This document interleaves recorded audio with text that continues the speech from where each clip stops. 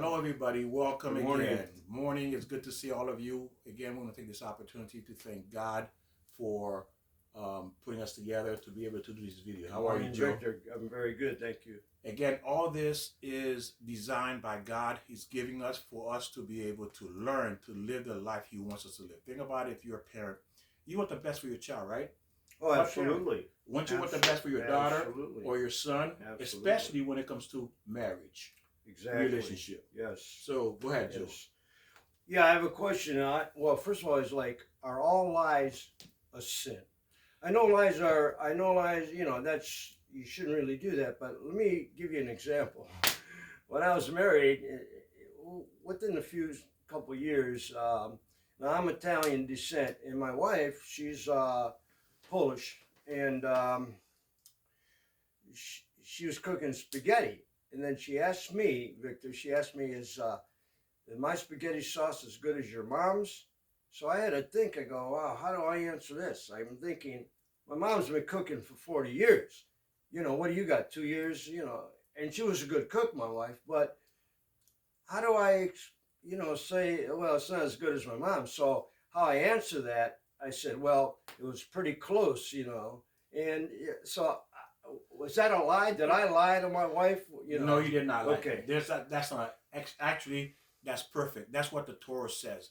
The Torah says that you can say certain things in a relationship to keep peace. Peace. Oh, okay. To keep peace. God says the first thing I want in a marriage is to keep peace. God says, think about what God says. Joe, I'd rather you leave me and keep peace in your relationship. Listen to what God says. Wow, okay. Abandon me, but as long as there's peace in your relationship, I'd rather you abandon me so you can have peace in your relationship. It's pretty heavy there, Victor. Exactly, because this is what God is saying. Okay. God wants peace in the relationship. Okay. And what happened is that if your wife, for example, buy a dress and then, she gained weight and she says, well, do you think I'm fat, honey? Yeah. Do you think this is too tight, honey? Or this and this? You know how women are very picky about when they're dressing going out. And then now, as a man, if you're not trained to learn how to respond, you're going to mess it up. And what happens? This is what happened. You say the wrong thing. Oh, it doesn't look good on you. It's ugly. We're not sensitive. Why? Right. We're not trained. We have to be trained to be sensitive. Right. And therefore, now we just cut into her soul. You see, we make her, she doesn't feel that confidence she feels anymore. So she holds back. And that creates a problem in the marriage because now she's looking at you in a different way. She's embarrassed. Well, how do you handle that? I mean, it could be both spouses, not necessarily the wife. It could be the guy. And, things are a little bit too tight. How's this look? And how do you handle it? How do you say, well, maybe you should loosen that up? And then you go, why? It doesn't look good? And now you're getting into big trouble here. So exactly. You're going into water. Tread on thin ice. You got to be careful. You don't fall through the ice by what you say. Exactly. You see? So again, remember too, ladies and gentlemen, the problem is this. As we age, we get older, and we're going to change. Our body going to change, right? Exactly. Right now, if you're watching these videos, these lessons, you're not the same as you were 20 years ago. You're not the same when you were 18. You see? I think I got a good, okay, let's say you see your wife or your spouse. Mm-hmm. It's getting a little heavy, and instead of saying, you got to go on a diet, or once you exercise, go, hey, honey, I think I'm going to go walk. You want to come with me? You don't embarrass. Just say, I'm going to go walk. I think I'm getting a little weight, or we need a little exercise.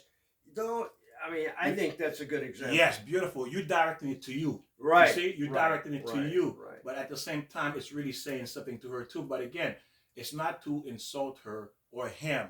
Exactly. Okay? Because the whole point is you cannot insult your spouse by just blabbing whatever you feel like it. Right. If I'm insulted, it was the other way around again. If and she's insulting, I'd go to reverse. I'd go, well, I was going to say something bad here, but I'm going to say, well, I'll do what I want to do. Don't tell me And so next year you're defensive and you're going to smoke more cigarettes or do something that you shouldn't be doing. And it's a natural response. When someone insults you, it's a natural response to insult them back. Right back, absolutely. And right there, you just started World War I, World War III between you and your spouse. But again, God allows certain lies because what he says is this. I don't want you to create disharmony. I don't want you to create shame. I don't want you to create where your spouse is actually now going against you because you said the wrong thing. You spoke the wrong thing. So that's a danger for a marriage, and when you're in a marriage situation, you have to know how to speak to your spouse. Okay, let me give you another example. I know this is simplicity here, but let's say you're going to well, a funeral, let's say, and your wife is dressed up with a bright red shirt and a dress and a yellow scarf. I mean, how do you tone that down? You know, you could say, well, that's not appropriate for a funeral. So, I mean, you have to make corrections, but we have to learn to do it softly. I guess. Yes, we have to Bring be it in. gentle with our words. The same way you would speak to your son or daughter who's a 5-year-old. You're not gonna just blurt anything you want to say, right? Right. You know, so right, you right, know to be right. sensitive with your son, with your daughter who's a 5-year-old, because why? You're gonna hurt them emotionally. Absolutely. So you have to look at it like that. I cannot Absolutely. hurt my son or my wife or my husband emotionally. You are not allowed to put a scar emotionally, because people don't forget. No, they We don't. don't forget, even though they still love you. But hey, honey, we've been married 500 years, and you still remember that? Yeah, You still exactly. 500 years ago, I said, hey, the soup was a little bit too salty. 500 years later, she still Right. remembers. Oh yeah, absolutely. You see, this is what It'll you're creating. always come up. Exactly. So now, Yeah. as we're continuing, what happened when two people get married is that there is a man and a woman, and then it's 1 + 1 = 2. So you're 2. And that's not a marriage, because you still remain 2, meaning that you still, even though you're in a marriage, you're still individual, because you have different bank accounts, you have your own set of friends, you have your places you like to go, you do things individually. Wrong. Wrong. This is why the marriage never worked, because you, even though you call yourself married, you're still an individual. The point of a marriage is 1 + 1 supposed to equal to 3. Because what happened is you two became one, which is, wow, think about it. Like they say, 2 brains better than 1. Exactly. So now you are a new, improved individually. Exactly. Your husband is supposed to lift you up, improve you, and your wife do the same. Well, you know, I agree with that, Victor. But what about if somebody, let's say, you know, one spouse likes to play golf and the other doesn't? I think it's good to have like a, you know, your own preference of doing certain things, but everything should be, like you're saying, merged together. People should do things together. Yes, because in the Jewish marriage, okay, there is no longer individuality. Okay. Now remember, we talked about previous lesson that in heaven you merge, you one. Right. You're not individual. It's like we're stuck together. Think about it. God glued both people together. And people want that. They Yeah. want to be bonded with each other. So the point down here is you born individually. Okay. So the point of the purpose of the marriage is to glue again. Okay. So how can you glue if you're still practicing separation? And when you have differences, it's not your way or their way. It's what the right way is. You know, it's not. Let me see. I wanted to go. You're on. right. Go ahead. It's not. The point is to create that harmony. Harmony. To Ooh, find I like that middle word. ground. Yes. Find that middle Yes. ground where you both can exist. And then when you find that middle ground where you both can exist, you can build from that. Right. To That's a become very one. strong relationship. Yes, because You know. the purpose of relationship is that you're supposed to bond and no one can tear you apart. Right. That's the point. Nobody can come in between that. How about a situation where the woman likes ballet or opera and the man is totally football, sports? Now, I think you have to break into that. You have to go with your wife and go to ballet. And then she'll say, well, I'll watch a football game. I mean, I think you can merge that together. But if you go, I'm not, ballet, no, I'm not going, I watch the tutu, no, I'm not doing that. But you have to break and go in. What does your spouse want to do? Enjoy what they're doing. That's what they love. And they would love you to join in with them. Yes, because remember too, before you got married, you knew a lot of these things, what your wife or your husband are into before you got to its marriage. If it's something you dislike, you didn't want to, it's something you need to discuss it too at front before you enter the marriage, into the relationship. But the problem is this, ladies and gentlemen, because we come with so many different backgrounds, that's why God gave us rules to guide us. Absolutely. So that way we don't make that mistake in terms of we're allowing what we like to do to destroy. For example, I'm a man, I love my car, I'm spending 10 hours, 15 hours a week on my car. What does that say? My car is more important than my wife. Right, yeah, exactly. Because I have the wrong ideology, I'm spending all my time on that car. Guess what? I'm wrong. Wrong. You see? So again, you cannot invest things in things when you were single, that's fine. But you're no longer single. You are one now. The point is to work and fuse until people cannot recognize you two from each other.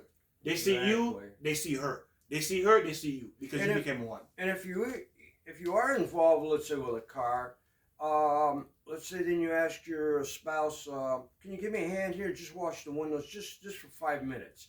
Get them involved with what you're doing, and then everybody can appreciate what you're doing. Yes, that is true. Because now we find something like Joe just said to build on the marriage, something in commonality. One of the best one Yes. is children. Absolutely. If you have kids, both of you invest in that child. Like Right. the child is into sport, both of you go together. Mhm. Make sure you make time to spend building that relationship between you and your wife or husband through that child. And that child's getting educated indirectly, Mhm. seeing how mom and dad is always together and they're with me as well as a Beautiful. child. Yes, You see? exactly. So we have to find something that's, again, something that's building all three parts. That's building the children, and that's building you and a husband and a wife together. And that's a fine line because we spend so much time with our children, which is beautiful, but also we have to have time for yourselves. Like, if you need a date with you and your husband, or you can't, because I think a lot of parents, they get lost because there's so much work, responsibility, and then they can't go out on a date, they can't go dancing, or whatever they love. So you have to incorporate all of that together. Beautiful, Joe. And I was leading into that. You jump ahead of me. ah. Wonderful. See, you're ahead of me, Joe. There you go, Victor. And that's exactly what we're saying. These are some of the tips we're giving you how to build this marriage properly. So we talked about find something you both can work together on with the children. Then Joe was talking about finding eating. Eating is one of the most important things you should be doing as a family. Oh, absolutely. As a family. Meaning that set a time for you to sit, everybody eat. Turn off the phones. Turn off Discussion. the phones. Discussion. Right. No phone. If it's 45 minutes dinner, no phone. You Right. discuss, honey, how was your day? You speak to the children, how was your day? Engage in that. Because why? Because you decide to move away from the family structure is why your marriage is struggling, is why your children is struggling, is why you're struggling trying to raise those Let me kids. make a point on eating and talking. I mean, I'm into nutrition and health, Mhm. and when you are eating, you can't get yourself excited. Keep the conversation calm because of that'll upset your digestion. I mean, that's another point. But go ahead, Victor. Yes, all these is, again, health tip to improve the marriage physically and emotionally and spiritually. This is what Joe is heading to as well. He's giving you other ways to look at it. There's a benefit when you have this calmness Right. and when you're sitting at the table, when you're eating as a family. Now, another tip is you have to understand the person you're involved with, their love language. The love language comes from, this is a Torah ideology. Wow, love language. Love language. Yeah. There's a book out there called 5 Languages of Love. But again, it's not just one area. Remember, the Torah covers an array of characters you have to look for in your spouse and the things you need to do in a marriage for it to be success. Does love language doesn't necessarily always have to be verbal. Sometimes you pick up the signs. That's one of them. Verbal. Yeah, you can see what your spouse, whatever, and then So go ahead. Beautiful. One of them, like Joe said, is verbal. Hey, honey, I love you. Mhm. You look beautiful. Mhm. Always complimenting. That's verbal. The second one could be physical. Always hugging, Yes. touching. You Right. see, some people like to hug and touch. That's another love language. Another one is validate that person. You tell them that you did a wonderful job. Exactly. The food was excellent. Right. And it goes on. These are the different things. And some people like gifts. People like you bring them gifts. Right. Some people like when you bring them presents. And it's especially women. spontaneous. It doesn't have to be, birthday, you have to buy a gift. Yes. When you throw out a gift like during the week, or just could be anything, even a note is a gift. Darling, I love you, or... That is correct. You can give them gift. You don't have to wait for holidays or special occasion to give a gift. Absolutely wrong ideology. Give a gift when you feel it. Make sure when you give that gift, you are feeling that person. But again, it's something you should practice all the time. Giving. Just think of the impact. Let's say your spouse got up, had to go to work, or whatever the case may be, and left early, you're still sleeping. And you get up, and all of a sudden you're fixing the bed, bang, there's a note. Darling, I miss you, I love you, thanks for letting me play golf, or whatever it is. Now I'm getting excited. Beautiful. Here. Nice. Yeah. Joe had mentioned this the other day. Put a note in her pocket or his pocket. Yeah. That was Joe's idea. Yeah. I didn't think about it. Write a letter, say, baby, I love you. Hey, honey, I love How you. would you feel? All of a sudden, you're good for a change. What's this? Yeah, or you stick it into the Wow, wallet. all of a sudden I just got a flush. Yeah, I love you, darling. And that it That's all you happened in the need. wallet or in the pocketbook. Ah, You see? So yes. there's many things you can do to spice up the relationship to keep the relationship healthy. Be Again, creative too. I yes. mean, whatever that is. absolutely. So we're giving you tips how to improve, or before you get into a marriage, what you should be looking for, having back of your mind that you need to do. But Now, what the next- about even, let's just say some, again, I'm always No, go ahead. simply here is like, you see your wife's toothpaste out of, so you go and buy it, and all of a sudden she gets it. Wow, where'd this come from? They brought me whatever. I mean, it could be anything. Absolutely. It could be anything. And that is true. It could be anything. The point is, you know what your spouse like. If they like certain things, for example, they like this Snicker bar. Of course, you don't want to give them some junk food that's going to hurt them. But certain little things they like from time to time, you can bring it to A them. little kiss. Yeah, Remember there those you little go. kisses? You don't have Yes. to be a big candy bar. Saying, I'm thinking of you. I am thinking of you. That's Now, what why this is that represents. lost? I mean, why is that? It's gone now. I mean, you see very few people doing that. Wonderful. You know why, Joe? We're not being taught this. We don't see our parents do it. Right. Yeah, that's it. I can't do Example. something if I don't see my parents do it to my parents. My parents do it to my father, or my mother do it Right. to my father, do it to my mother, and my Right. mother do it to my Right. father. I have to observe this as a child because it has to become part of me for me to be able to do it. Children are like sponge. They will absorb everything they see. They don't do. forget. They do. So if you want to educate them properly when it comes to marriage and how to relate to a spouse, they have to see it through you, the way you relate. Now, another one is learn about your spouse before you get involved. Learn about who they are. Well, right. Because Yes. What do? Most of us would jump into a relationship. Oh, she's beautiful, but you only saw her once. I'm in love. How are you in love? I have to relate that to a car. You go out and you're buying a car. Oh, I love the color. Look how pretty this is. The bumper shiny. But you don't check the interior. You don't check the engine. You go pulling out. Oh, look at me. I got this. And grump. They kind of, yeah. The Engine door goes. falls off. Because you like, I hate to bring that example in an analogy, but Victor, you're right. You have to know who you're marrying. Yes. And then one of the biggest mistakes we all make is when it's too late after we've been intimate with that person, we got involved with that person, we kept this person secret. Now we want to introduce them to our family. Say, hey, Dad, Mom, I'm getting married. Well, guess what? That's where you're going to pay the price. Okay? If you think about what I'm going to say, when you decide to marry someone or be involved with someone, and you never went to your parents to introduce them the first time you're interested in them, you kept it a secret, that right there, you committed sin, and your marriage is going to fail. Because why? God says you're supposed to seek knowledge. You're supposed to go to people who are wise, which is your parents, to get their approval, whether or not this person And everybody, fits well, not everybody. There are some marriages that are great. But There are you relate exceptions, to yes. that. You relate to that. you. Yeah, there are exceptions. You to buy, or not, I was going to say buy. Go You ahead. marry the person because of, again, we were talking about you're selfish because you want that from them. You're going to expect this, and then it turns out not that way. And that is true. What do they need now? As a husband and a wife, you're constantly evaluating your spouse. What do they need? What do they need? Do they need their shirt to be ironed? Does she need a new dress? Does she need a new pocketbook?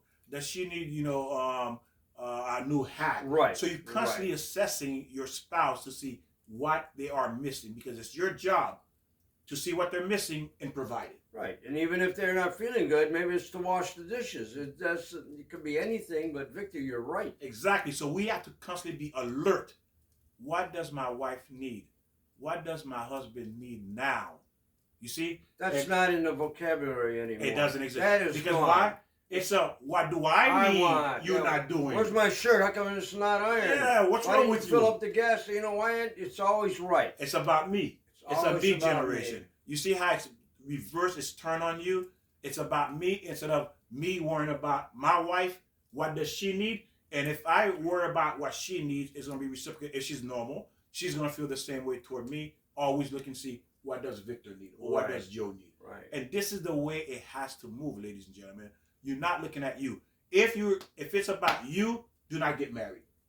Don't get married. Right. Because it's going to fail. Right. You're going to be miserable. It And will. you're going to bring children in a marriage that fail. And this is what they're going to learn. And guess what? They're going to do the same thing. Their marriage is going to fail as well because you didn't educate them properly, because you are the example of what a marriage is supposed to look like. Exactly. So if you don't have this information, you're not going to succeed. Certainly, your children are not going to succeed. Now there are exceptions to the rules, but that's very rare, and most of us do not fall in that. Exactly. Now again, we're looking for what do they need. Again, it's about me generation. Love. Okay, now love of a child is naturally a parent loving a child is a naturally, right? A mother loving a child. Absolutely. Now, why is it natural to love your child, but it's not natural to love your soulmate? How is that even possible? Because the woman feels that that child is part of her, part of an organ, a piece of her. Right. You see? Right. That's why she has that attachment. But that's exactly what you're supposed to do with your husband.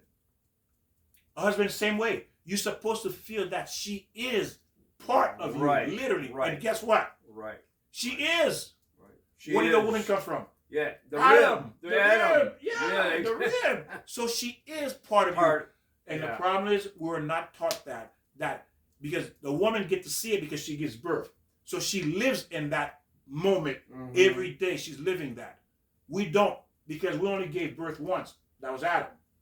You see? Right. So man has to work to understand my wife came from me. She is part of me. So you view her the same way your wife viewed the children being part of her, came out of her. You must view your wife part of you who came out of you. Right.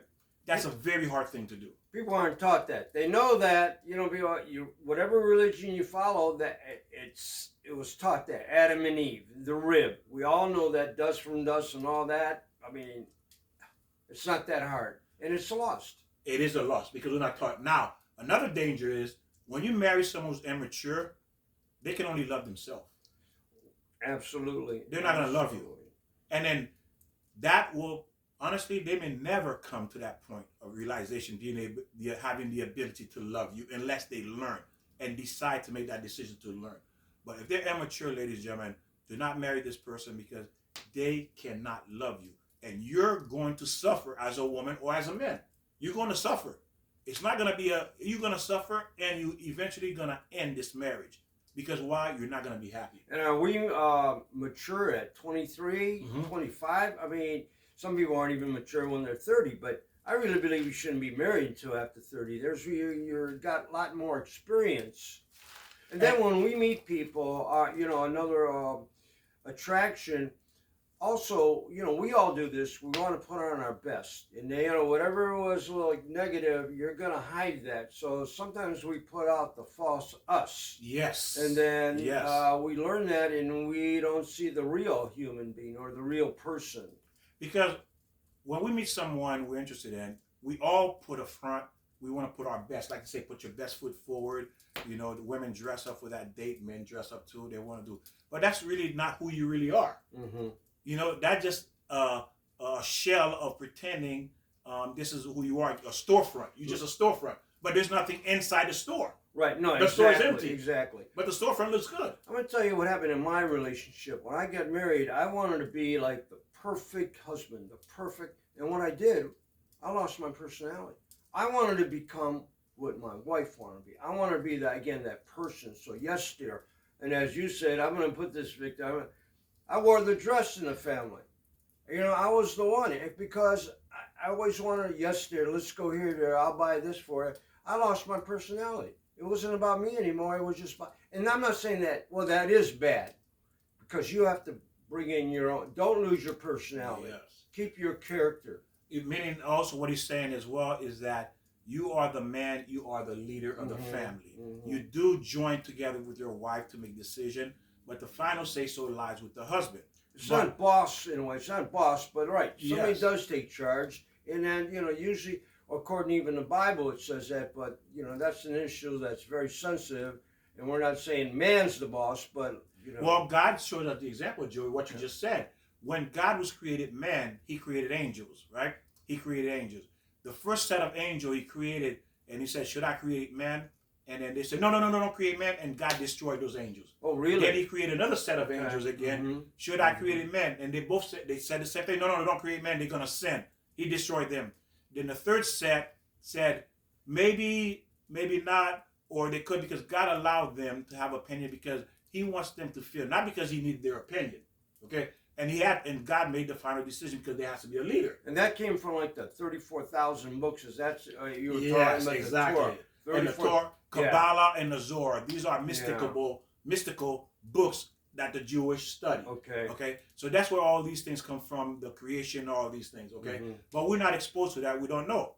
But again, why did God do that? Created the angel, asking the angel their opinion, because He wanted them to feel part of the process. The same way He wants you to talk to your wife, to feel part of the decision making. Oh, I like that. Yes, You see? absolutely. So the men absolutely, still have the absolutely. last say so, Uh-huh. but Mhm. God is teaching us we have to include our wife in the decision we're making. Honey, what do you think? Absolutely. You see? Absolutely. God says, angels, what do you think? Mm-hmm. So as men, we want to say, honey, my wife, my love, my soulmate. There you go. What do you Beautiful. think? Victor, I What do can't you say think? any more. You see? You So said it all. God wants us to involve our spouse. They're not just there just to be there, just to be a statue, just to be a supermodel or to be a maid. No, she's a helper. She's part of the creation. She's part of the process.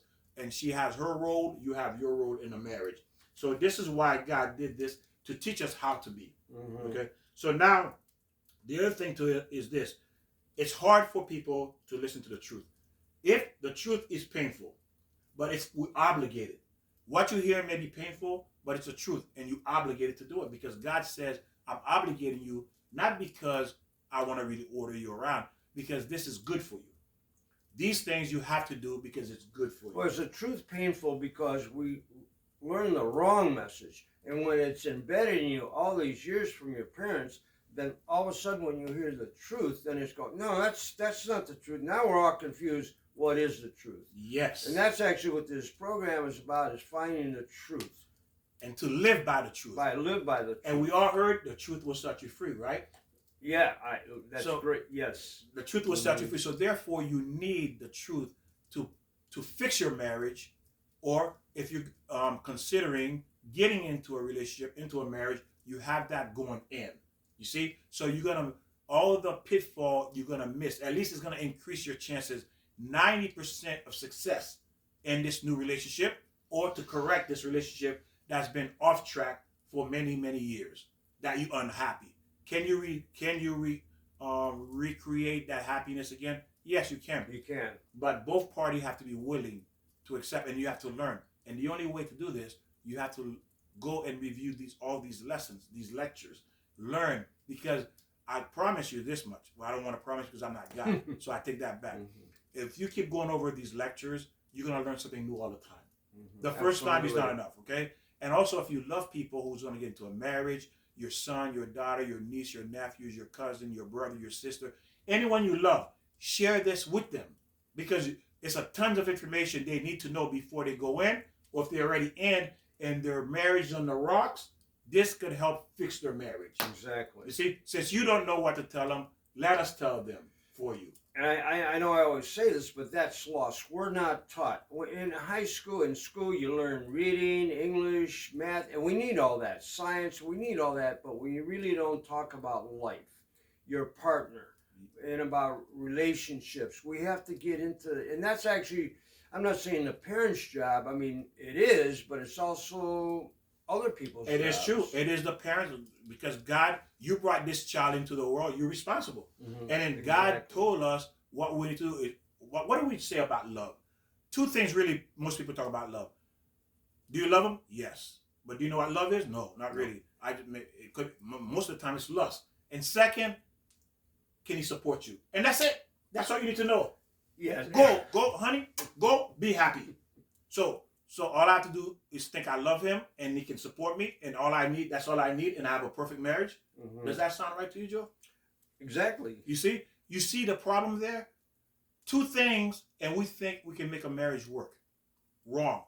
Because we have flaws we need to fix that we don't even know we have them. Again, how old are we? 18, 19, 20, 23, when you go, and we didn't really know.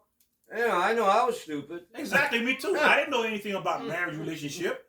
I didn't know, honestly, I know zip. Yeah, the only thing that was guiding me, and again, was my heart, because I cared, but I still it doesn't matter if you have a good heart. If you don't know what to do, you're still going to fail. Absolutely. A good heart is not guaranteed to success marriage. A good person does not guarantee success to marriage. What's going to guarantee success to marriage is learning these lessons, is understanding what to do, when to do it. That's what produce success. And respect. You I'm have not to have, that. If you're a boss, you own your own company, you're gonna train the employees, right? You're not gonna just bring the employees, say, hey, don't go to lunch at this time and leave at this time, and then you leave. Does that make sense? Is your business gonna be successful? No, you gotta. It's gonna fail. You create and even have a love for your in one respect or another. Yes, exactly. You teach, create, and have love for your employees, because then they will love you and then care about your company. So again, we have to be taught, ladies and gentlemen. We're not born with this, and that's why God says I need that. He puts parents, obligate parents, commend parents, you teach them. So that way they don't fail. They fail because you didn't teach them. You fail because your parents didn't teach you. You see? Absolutely. We all fail because they didn't teach us. Now, whether they're fault or not, that's a different thing. But again, now you have all these lessons available to you. You can, not only you don't have to say it, you can just share the link, and that's teaching them by sharing them. Do you teach your child 1 and 1 is 5? Why not? Because it's wrong. Exactly. So we have to teach them the right. Yes, you teach them what you know that's going to help them, because you love them. You want to give them the right information, right? When you love somebody, you want to give them the right information. Absolutely. Like you said, because you love your child, you're not going to teach them what 1 plus 1 is 5. Exactly. You're not going to do that. No. Because you know 1 plus 1 equals 5 is going to destroy your child. And because you love them, you don't want to do that. You're going to give them the right information. Very nice information job, Joe. We got it. Nice. 10 Commandments. But you know what, Joe? Go ahead. The truth is, what you just said, we do that unintentionally, not even knowing we're doing No, it. exactly. What you just said. Exactly. We do that, not even knowing we're wrong, thinking we're right, but yet we're giving the wrong information and destroying our kids. We do that. We do that. Well, we see it out there. I mean, what's happening out there? It's chaos. I mean, kids killing kids, parents killing. It's just No we respect. have to get out. No respect. Matter of fact, it goes beyond respect. There's hardly no more humanity left. Humanity seems to have left the world. And if humanity left the world, how is the marriage going to work? No, it won't work. Even the animals do a better job They do. than we do. They do. They do. The animals doesn't abuse their spouse, doesn't curse out their spouse, doesn't hurt their spouse, doesn't put their spouse down. The animals protect their spouse, they protect their offspring, and the animals stay together for life. Well, There's I think animals. One spider, doesn't one spider, after they have whatever they do, the female eats the male? Well, it's, But I know. But I don't want to kind of. You're right. Animals do take care of themselves. Yes. You see, but I have to bring that up. Oh no, that's fine, Joe. Very nice. But like I said, there are exceptions to the rule. Right. Like we said. Exactly. Because God created His creation for reasons. Again, we don't have all the information, right? We don't have all the information, but He created His creation for certain reasons. So again, like I said, this is for us. The Torah is a book of instruction to tell us what to do when our wife is sad, when our wife is upset, what to do not to upset our wife, not to hurt our kids. It gives us detail by detail explanation how to move forward. So now moving forward, another big problem is this. We get used to our marriage, Joe. That's a big problem. Yeah, we get used to it. Right, like. And I would say what I mean by that. Meaning that a perfect example is that it's a poison. Getting used to your marriage is the number one. It's a choice and it's a poison. What does that mean? I'm used to my marriage. Because at first, when you were first with your husband or your wife, it was exciting. Right. You wanted to do things for them. You want to go here, go there, go there. And slowly you notice the excitement was dying out. After the honeymoon, whatever, a year or so, then it starts, you take advantage. Take it for granted. Take it for granted. Yes. And that's what happened. Mm-hmm. You take it for granted. Like, for example, a very nice example Joel said, I love all the time. He says, he goes to work. Instead of the wife, when he comes home from work, Joe come home from work, and the wife say, hi, honey, and she's dressed up, looking nice, ready to receive him, give him a hug, kiss, how was your day? She come home, she's on a couch eating bun. Yeah, no. Right. And then you walk in, she go, oh, hi. Yeah, exactly. Yeah. Hi. Yeah. She just nod her head, hi. Yeah. You see, exactly. At first it starts off with a big kiss, a hug. Then a couple of weeks pass, maybe just a hug. A couple of weeks pass, there's no kiss. A couple of weeks pass, I'm hi. A couple of weeks pass, nothing. You see what happened? We went from high to zero. Because we got used to it. Even dress. Let's say when you get ready on your first date, boy, everything's gotta be perfect. And like you say, Victor, now the marriage goes on, and you're a little sloppy, you don't Yeah. Oh, beautiful, you know, Joe. and then you get You right. get comfortable. Right. You start to gain weight. You start to let yourself yeah, go. Exactly. And you're like, so what happened? Yeah. And you were a size 30 when we were size 30 when we got married, and 3 months later you're size 40. 3 months later you're size 40. Right. What happened? Yeah. You see, we let ourselves go because we gotten used and comfortable to the relationship, and that is a poison that slowly kills the marriage over time. And what happens? I mean, this is a heavy subject here. Then when your spouse gets in that position, like Victor says, sloppy, and all of a sudden you see somebody else, and you go, "Wow, look at that!" Yeah. You know, I know that's so that's why you're attracted. Wow, you know, and then you look at your spouse, is sloppy, and look at this person, man, in sharp dress, talk. Yeah. The Torah says that. It says that you're not allowed to let yourself go when you're in a marriage. It's prohibited. You are not allowed. If you're attractive when you met that person, your duty, obligation is to remain attractive like that. Okay? Right. That's even though. Now, there is a story of a rabbi. I'm going to throw that in there because it ties in with what Joe said. Good. This rabbi, which is a male teacher, what you would call a pastor, a priest, you know, in the different type of denomination. He was 90 years old, and he would dress with a tie, everything, every day. He looked nice. So his student says, "Rabbi, how come you're 90 years old, you always looking sharp? Why?" He says, "It's a sin. My wife met me like this, I must stay looking like this." And now they followed him home. And when he went home, they said, "Rabbi, we noticed something. We've been following you home for 10 years.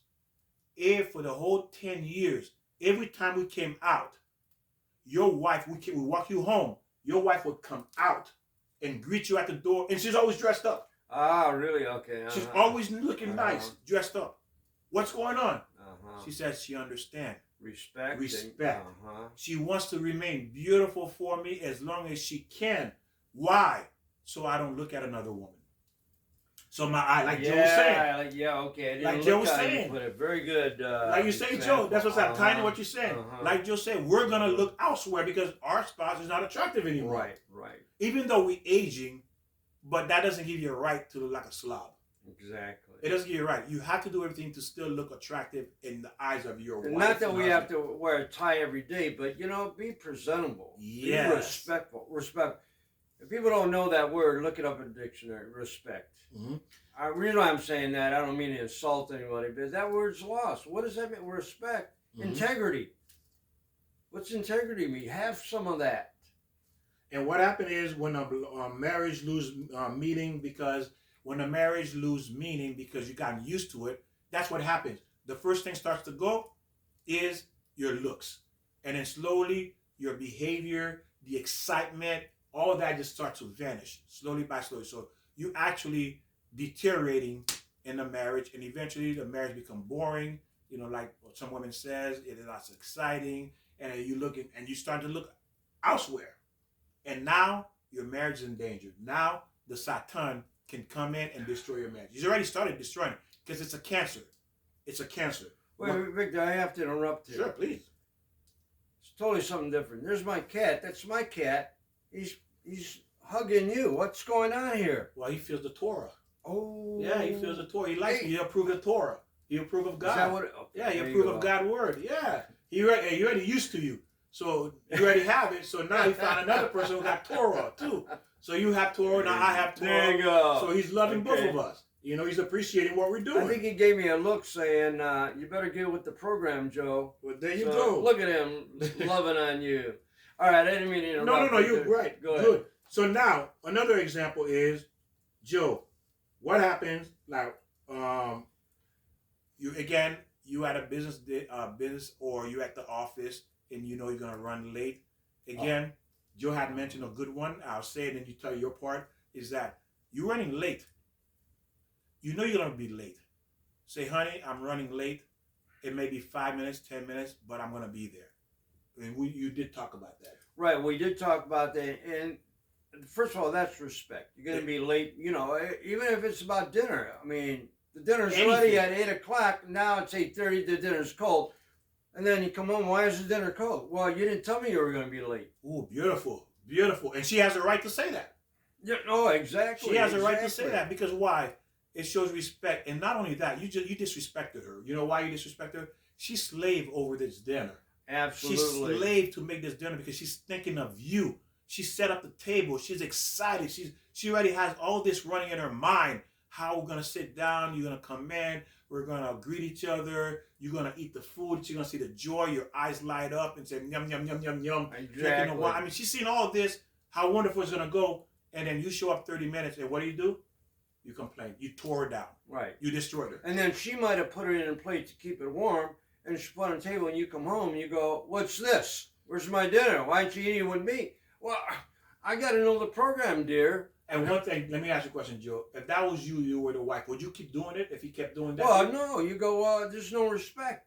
There's no reason to do it. No, there's no, Yeah, you're not appreciating what I'm doing for you. It means nothing to you, so therefore, you got used to the marriage. You got used to the marriage. Exactly.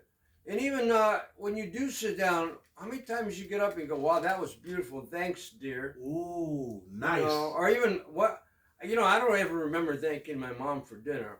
Eating, okay, I got to go out and play baseball. What was it? Mom, that was great. You know what?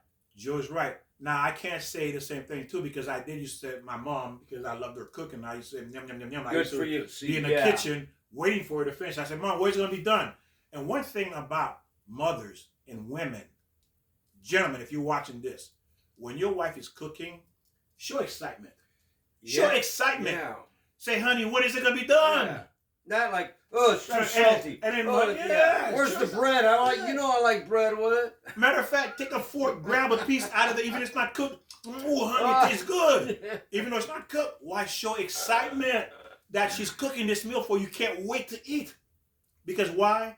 It's going to motivate her to keep doing it. Absolutely. Oh, no, if you don't praise someone, or tell them you like it, it's like, okay, I'm not going to put that much effort in it. There you go, Joe. There's no love in that cooking for you Yeah. because she know you're not going to show any excitement. And I remember this, and thank you to Joe. He brought this up, made me remind this.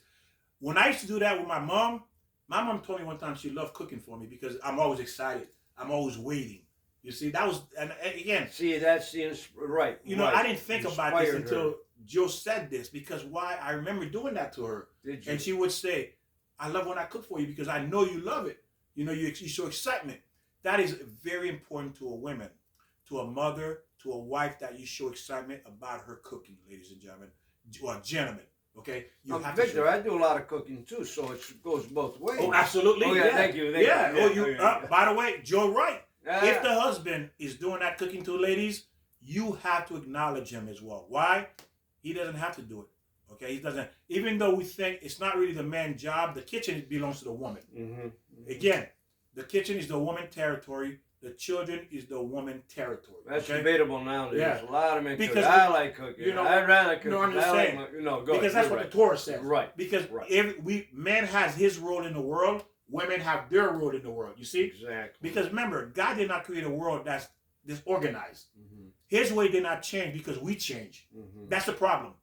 We change thinking God changed. God did not change. God didn't change, right? We change. We change. Because why? Well, kids don't like to follow their parents' rules, right? How many kids that would say, "Oh, I love my parents' rules"? How many kids growing up say, "Joe, you ever had a kid say, I love my parents' rules"? No, neither. I don't know. No. What we do, we complain. We complain, we try to find a way around it or alter it. Right. Or break it. And usually the rules is to protect. That's exactly what it is. Even when a little kid will say, "Mom, can I go out and play?" And you go, "Well, it's raining." And then the parent might say, "No." Then the child is, "Why?" And you go, "You can't go out." But why? I mean, the child wants to know. But it's to protect them. Rules are to protect us. Even all the laws out there is to protect us. Yes. And the more we take advantage of someone else in the marriage, the quicker the marriage is going to die. Because I'm not there because I want to be in a marriage. I'm there because I need things from you. Make sense? I need things from you. I'm not there because I love you. I can just pay my car, pay my house, pay this, do this, and this, and this, and this. Since you're providing those things, I'm going to stay.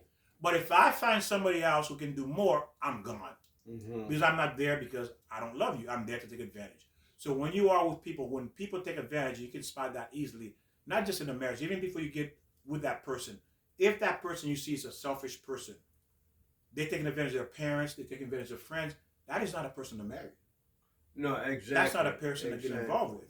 You already lost. Right. You haven't even said I do yet, and you already your marriage is over. Mm-hmm. You haven't said I do yet, but your marriage is over. And not only your marriage is over, you're gonna be miserable. Yeah, I just thought of this too. When you meet somebody and you want to marry them, in a way, you got to see how their parents are, because Yes. then the child or your wife or your son will be almost like, you Parents. see the father yelling at the mother, "Where's my beer?" or whatever. That's how your child is, or the Beautiful, person Joe. you're going to marry. I mean, because like we talked about before, we are a mirror of our parents, Yes. that's how we learn. Beautiful, Joe. What Joe said is absolutely true. Again, like we said, there are exceptions, but the probability is that that person gonna treat you the same way his father treated his mother. He's gonna treat you like that. Very rare. And Joe had brought a point where he said sometimes some people want to do the opposite of the parent. Yeah, right. You said that, right. Joe. Go ahead. They'll know that the wrongness of what their parents are doing, and they'll react. And like you told me that Yeah. I don't want to be like my father. No, exactly. Remember you said that? I don't exactly. want. My father was abusive. I'm not Right. gonna be abusive. Right. Not that my he's not talking Yeah, about not my Joe dad. father. Right. No. We're just talking about scenario, okay? Right. I want you to understand that. Right. So, like he said, it's an example. My father's abusive. I'm not going to be abusive, Right. because he was showing me Right. the example of we Right. become opposite. But that's rare, because Yes, you said that. You I'm said a- it was rare. yeah, I'm gonna say this is pretty heavy. Like, let's say in a relationship, a young girl sees her father being abusive to her mother. Sometimes you grow up, you think that's normal. I have read that. They think, oh, that's normal, so I can marry this bad boy or this guy, and if he abuses me, well, that's what my father did to my mother, so I think it's, it's normal, it's okay. But we know it's not. Yes, it's not. It is not. Okay, so now, like I said, about greeting him at the door, and the wife, now, in a Jewish home, so you understand the respect that the wife has for the husband, and vice versa, is this. When a husband comes home from work, the wife is supposed to stand up and greet their husband at the door, like we said about the rabbi. Right. That's her, and that's why she did it for 50, 60 years, because guess what? And that's why they remain married. Mm-hmm. They remain married because they followed the script God put in place to keep a healthy marriage. Mm-hmm. Imagine you're married for 90 years, or no, I'm sorry, 90, 80 years, or 60 years, 70, because God gave you long life. And you can say, I enjoy that marriage. Who could say, I enjoy that marriage? Mm-hmm. Very few.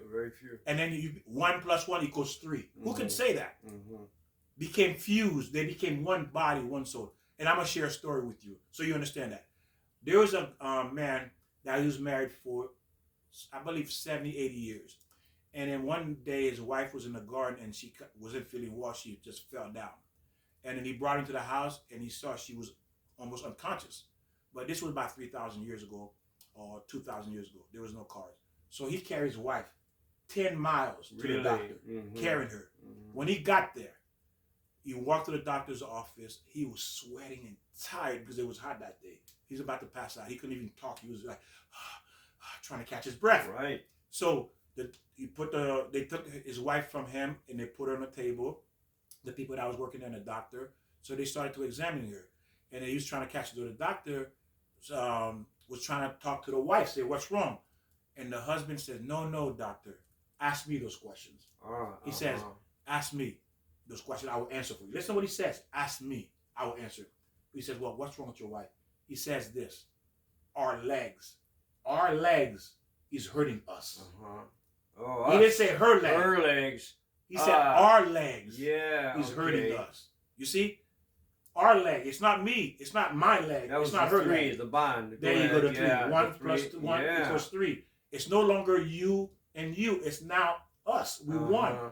Your leg is my leg. My leg is your leg. Your arm is my arm. Your arm is your arm. Our arm. So we are fused. So they were able to fuse mentally and spiritually here on earth because he felt her pain. He felt her pain. And he addressed it, our leg. And the doctor says, I have never heard or saw what a marriage looks That's like. beautiful. I never What a saw great it. story. Yeah. And then imagine you had that kind of spouse. Imagine that. Can you imagine a spouse that would say it's our leg, because can you imagine the amount of attention he or she gave you? Right. 60, 70 years, that kind of attention to become one. I There's like no that. there's no Yes. individuality. There's no you or me. It's just us. We one flesh, even though we are apart, but we actually one. And this is what we're supposed to be striving to, ladies and gentlemen. This is what we're supposed to be going to. Nobody's heard. I mean, very few people have ever heard a story like that. Yes, because why? Because you don't learn Torah to learn. And what did you say yesterday about the Bible? How big was it supposed to be again, Joe? How big? Oh yeah. Tell me again, Joe. Tell me. You know what? Right there. You see? That'll be, yeah. Of all the Bibles, all the 34,000 Bible, or the what? Or at least what they were supposed to put in. Supposed to put in, yeah. But what do we have?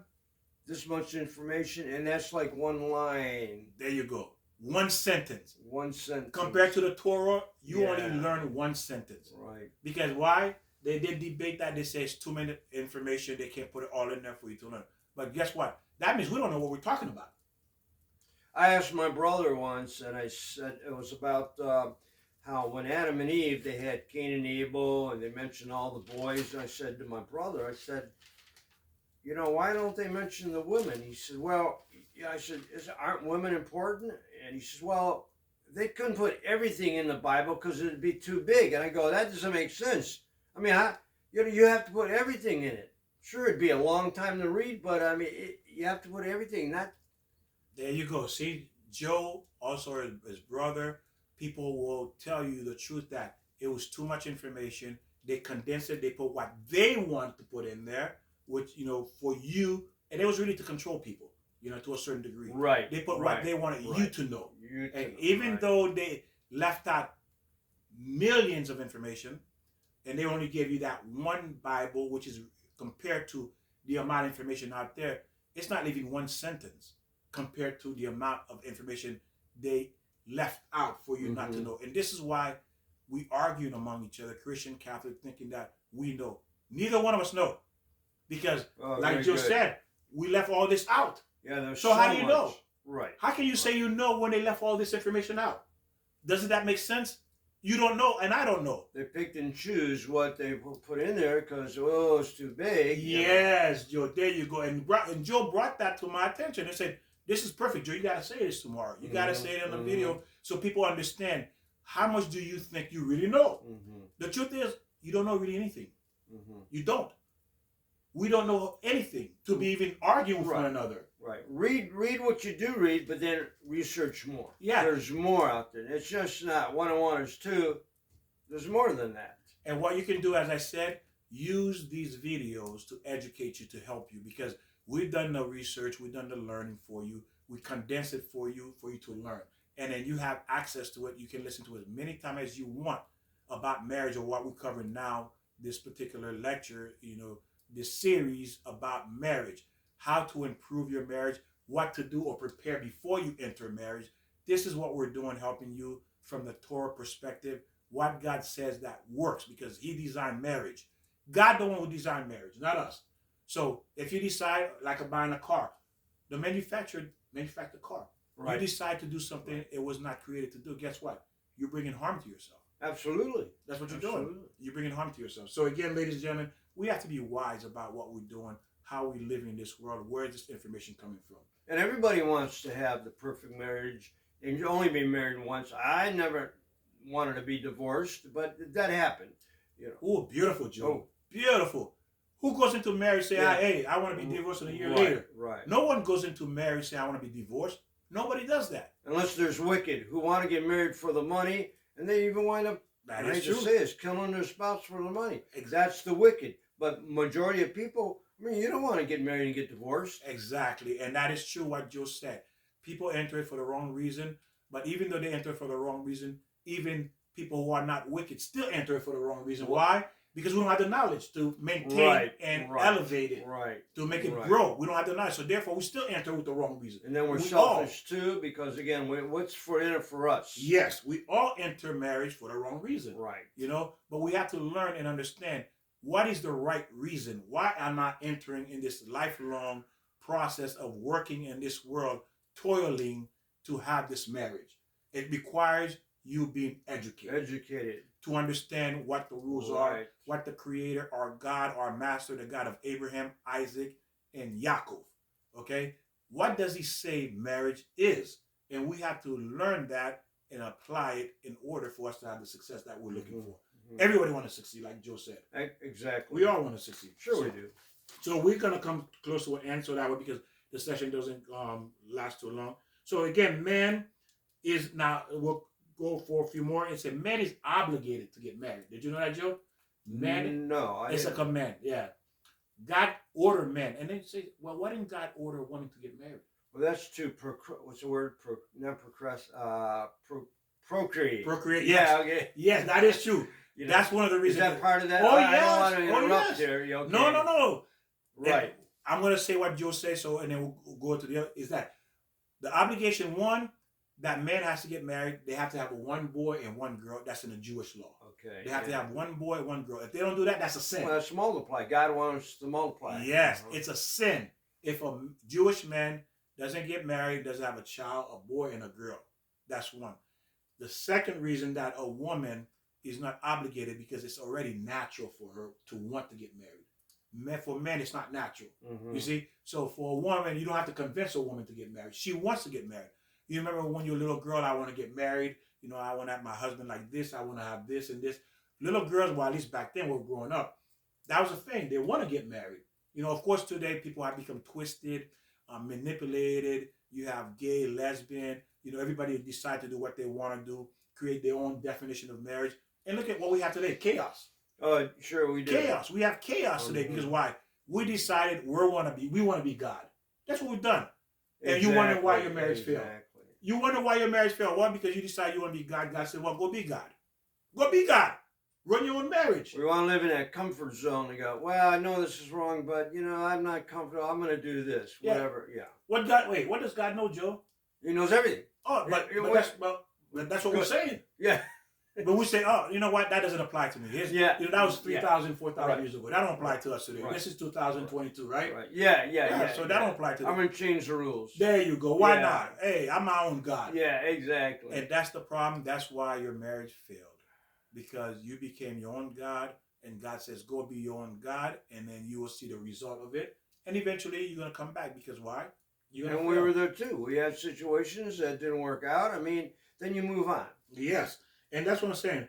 And learn. Yes. Absolutely. No, what you say is completely true. And that's the thing. Now, another thing is that when you meet someone, you have this feeling that, oh my God, you can't live without them. Remember that, Joe? Absolutely. Oh, yes. You know, you at work, you're thinking about them. You off, you're thinking about them. You driving home, you're thinking about them. You driving to work, you're thinking about them. You know, everywhere you go, you're thinking about that person because the relationship is new. It's a fever. And there you go. The fever. Joe called it a fever. Beautiful. And you got this fever, this feeling for this person that's intense. Why is it there and it disappeared? Why is it you have it and slowly it disappeared? The reason why, this is what God is telling you.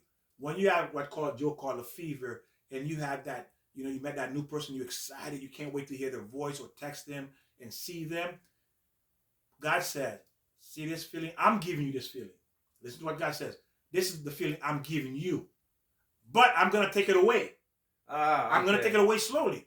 I'm going to give you a year of this feeling or 6 months of this feeling so you experience it. Now I'm going to take it away. Now you have to work to get it back yourself now. Ooh, yeah, like you see? So God teaching us this is how it's supposed to be all the time. You know what I kind of say? It's also like you go into different phases in marriage. You got that fever, and then if you go into another phase, it's a different respect and love, and it can grow and be a different respect. Yeah. You know how when you're older, you don't have that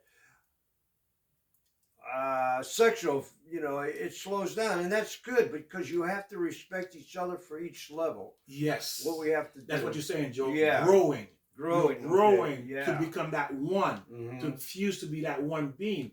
And then God says, I'm going to give you these feelings up front. Okay. Yeah. Okay, up front. So you know what it feels like, what it's supposed to be like.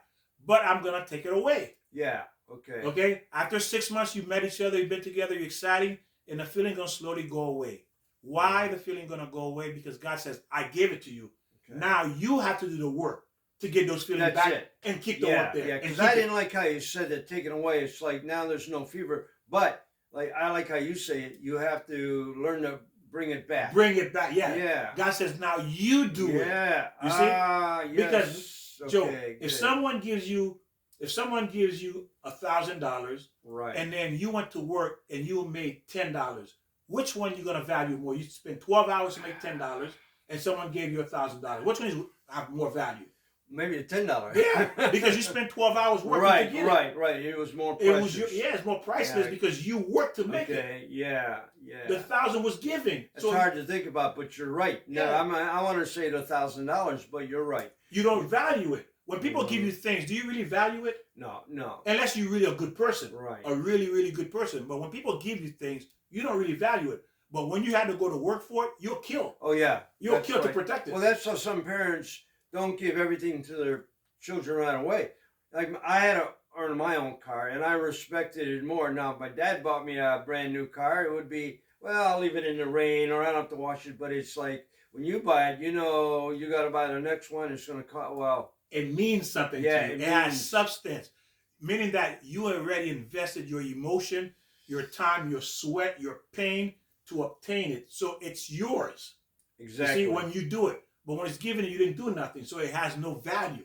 So that's why God says, I want you now to work to get those feelings back because it's going to mean something to you. Mhm. You see? And that's the beauty of it. This is what we're supposed to be doing, working towards that to get that back. And you know, you do see some couples who are older, and it's like they're in love forever. I mean, you see that bond that they have, and the man says, "Can I get you something?" Open the door, pull out the chair, whatever the case may be. You see that bond that some people they have that fever. Yes, they But have they- that fever. They work. They work to get that fever back. Yes, and it worked to get that fever back and to keep it. Right. To keep it. You know, Right. like I said, people like to use the word to bring, like they say, bring the excitement back into their the life. joy, The love, joy, uh-huh. the excitement back into their life because their life went dead. Mhm. You know, because why you got used to it, that's why it went dead. Well, in a way, kind of like that's good because if you had that fever when you were in your honeymoon, there'd be too many kids around.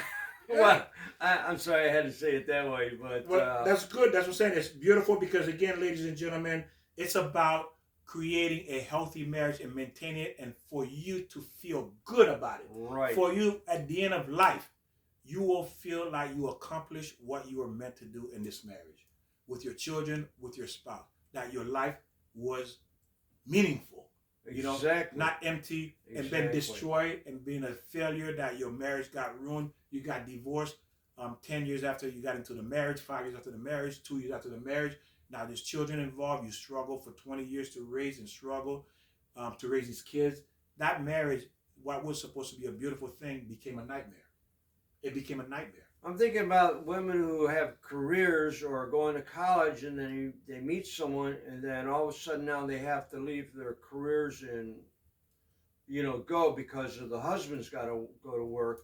And don't forget, you're sacrificing, which is good. Yes. Sacrificing now that you're letting your career, whatever it is, now you're letting it go, and then something that could be a problem. Very good point, Joe. And that is a problem. Women of career, of course, today both parents have to work to keep a household. We understand that. But your career can never take precedence over your marriage. It can never. Nothing comes before your marriage. Even God said, Right. leave me, just have peace in your marriage. Think about what God is saying. God said you can leave me, but as long as there's peace in marriage, I'm happy with you. Mm-hmm. I'm happy with you. So that means, think about it, ladies and gentlemen. Do you think there's anything higher than God that would take precedence over your marriage when God says, I'm willing to let you abandon me? Well, you made a statement the other day as far as even men, when they're at work and they're having a meeting, they know what's most important. I mean, sure, the meeting is important, the job is important, but the family and the wife and the marriage is more important. So you have to say, I'm sorry, we have to discontinue this meeting because I have to go home and be with my family. Yes, because at the end, ladies and gentlemen, is this. At the end, you're going to resign, you're going to retire, you're going to forget this job. Exactly. And what's left? You and your spouse. Exactly. At the end, that's what's left. You and your spouse. There is no marriage. There is nothing. Your kids are gone. Because when God sees the marriage that you're working for, He's going to provide for you. So don't worry about, oh, I got to stay here and sign this contract, or I'm going to lose this $1 million contract. Yes. Again, that is true what Joe What's said. your priorities? Yeah, your priority is what God has given you. Think that the greatest blessing there is for you to get your soulmate in this world. Ooh, yes. There's nothing higher than that. That's the greatest And blessing. everybody will have to agree with that. Yeah. Unless you're greedy or conceited or perfect, selfish Joe. or... Yes. Unless you're not normal, like you said. you're not normal or educated. Yeah.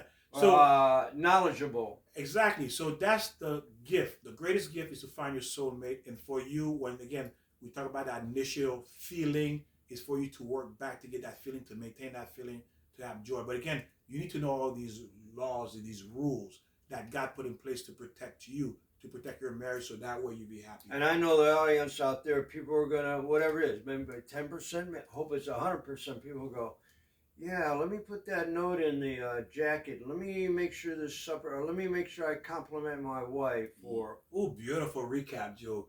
Yeah, that the food is good. Let me go taste while she's cooking. I want to taste it so she can see how excited I am about her cooking.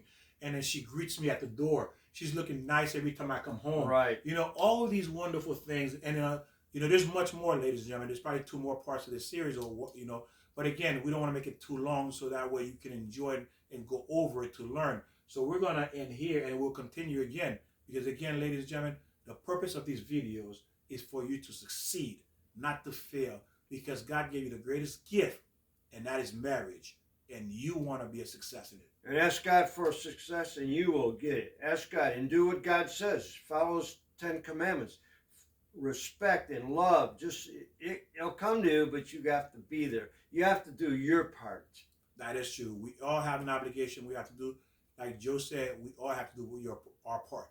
If you do your part, it's going to work.